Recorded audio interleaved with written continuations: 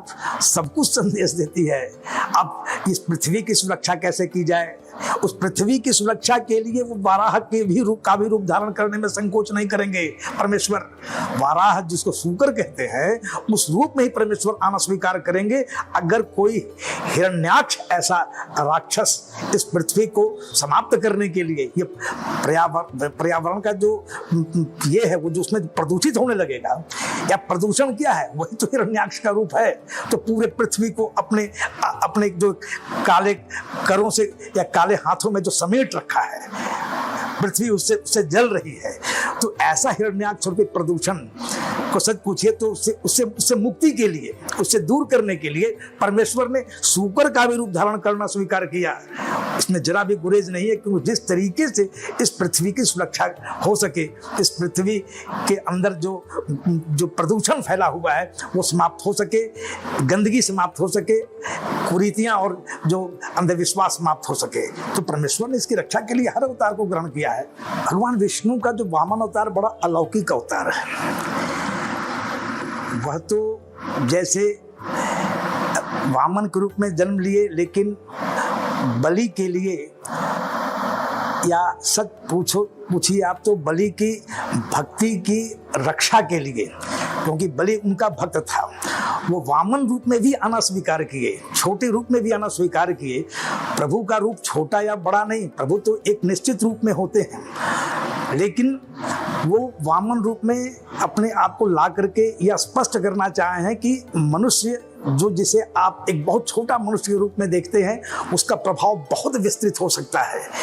जैसे कि उन्होंने एक पक्ष से अंतरिक्ष को नापा, दूसरे से पूरे पृथ्वी को नाप लिया, तो ऐसा नहीं, वामन होने के बाद भी, छोटा मनुष्य होने के बाद भी उसका प्रभाव, उसका प्रताप, उसका तेज बहुत विशाल हो सकता है, जो उन्होंने 52 अवतार में आकर के ये स्पष्ट करने का प्रयास किया है। राम और कृष्ण के अवतार में सबसे महत्वपूर्ण एक अंतर दिखाई पड़ता है। राम को मर्यादा पुरुषोत्तम कहते हैं और भगवान कृष्ण को लीला पुरुषोत्तम कहते हैं। भगवान राम के कार्यों को, उनके चरित्र को जीवन में व्यक्ति उतारना है, उतारना भी है और उतारना चाहिए भी उसको, और उतार सकता है। लेकिन कृष्ण के का लीला पुरुषोत्तम में वह लीला सुन करके आनंद ले सकता है और अपनी भक्ति भावना को जागृत कर सकता है। उनके चरित्र को उतारा नहीं जा सकता है, क्योंकि कृष्ण ने जैसे गोवर्धन उठा लिया, कृष्ण ने कालिया पर के फन पर नृत्य किया, ये व्यक्ति नहीं कर सकता है, लेकिन पिता की आज्ञा को मान करके जंगल में तो जा ही सकता है, सारे कष्टों को सही सकता है, माता और मित्र के लिए, भाई के लिए, अपनी प्रजा के लिए सब कुछ समर्पित तो कर ही सकता है। ये राम का अवतार था, तो संसार को रास्ता मार्ग दिखाने का था, और जब संसार जब हर प्रकार से एक प्रकार से परिपुष्ट और समृद्ध हो जाए, तो भगवान कृष्ण की कथाओं से उनकी लीला का आनंद ले सकता है और प्रभु को प्राप्त कर सकता है लीला के माध्यम से। तो लीला पुरुषोत्तम है, ये मर्यादा पुरुषोत्तम है, ये मनुष्यों के लिए है। राम वत् वर्तितव्यम कहा गया, राम की तरह बनो। कोई नहीं कहता कृष्ण की तरह बनो, कृष्ण की तरह बन भी नहीं सकता है व्यक्ति, क्योंकि उनकी लीलाएं ऐसी हैं जो मनुष्य के लिए नहीं, वो ईश्वरीय लीला है और राम की मानवीय लीला है। यही दोनों में अंतर है। 10 अवतारों में एक प्रमुख अवतार बुद्ध का है। कलयुग के अंदर 2 अवतार हैं, एक बुद्ध का और दूसरा कल्कि का। एक कलयुग के प्रारंभ में, एक कलयुग के अंत में। तो जब भी समाज में ऐसी कुछ कुप्रथाएं प्रचलित हो जाती हैं, कुरीतियां आ जाती हैं, या धर्म पर जब ऐसा कुछ आवरण चढ़ने लगता है जिसे धर्म का वास्तविक स्वरूप ढकने लगता है, तो उस समय प्रभु को अपने एक खास अवतार में जन्म लेना पड़ता है। इसे बुद्ध कहते हैं। यज्ञों में जिस प्रकार से हिंसा होने लगी थी, यज्ञ के नाम पर जैसे हिंसा हो रही थी, हिंसा का वातावरण चारों तरफ फैलने लगा था। अहंकार की भावना ब्राह्मणों के अंदर या उच्च वर्णों में अहंकार की भावना व्याप्त होने लगी थी। अगर ये भावना व्याप्त न होती तो अष्टावक्र ऐसे महर्षि को भी जनक के दरबार में अपमानित न होना पड़ता। इन सबों को देखते हुए भगवान ने गौतम बुद्ध का अवतार लिया, और गौतम बुद्ध ने यह स्पष्ट किया कि मनुष्य सबसे पहले है। ये जितने भी यज्ञ कर्म इत्यादि हैं, ये मनुष्य अगर अपने उत्तम मानवीय मूल्यों से युक्त रहेगा, तभी ये सही तरीके से यज्ञ भी और सृष्टि भी संचालित हो सकती है।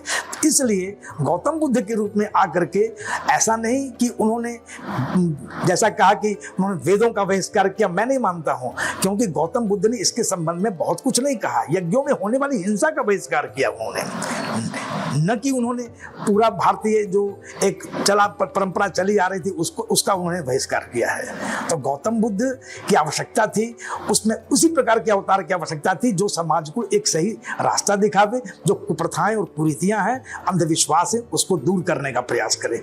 इसलिए गौतम बुद्ध दया और अहिंसा के अवतार माने जाते हैं। कल्कि के अवतार में तो है, जब कलयुग का अंतिम चरण होगा तब इस पृथ्वी पर माने अनाचार, दुराचार, अत्याचार इतना ज्यादा बढ़ चुका होगा कि पृथ्वी उसको सह नहीं पाएगी।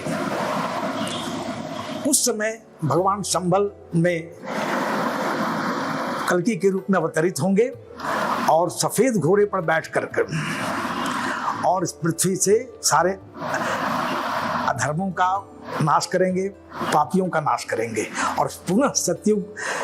कैसे कहते हैं ना कि घर में कोई विशेष उत्सव होने वाला होता है तो घर को पूरी सफाई कर दी जाती है, तो सतयुग के आगमन के पहले इस पृथ्वी को हर प्रकार की गंदगी से रहित करके, दूषण से रहित करके पुनः पृथ्वी को एक सुव्यवस्थित रूप देंगे और पुनः सतयुग का आगमन होगा तब।